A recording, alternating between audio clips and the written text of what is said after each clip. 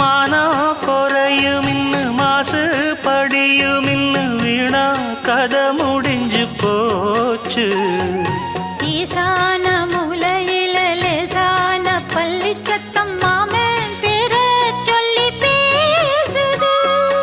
ஆறாத சோகந்தன்ன தீராம சேர்த்து வச்சு ஊரும் சேர்ந்து என்ன ஏசுது.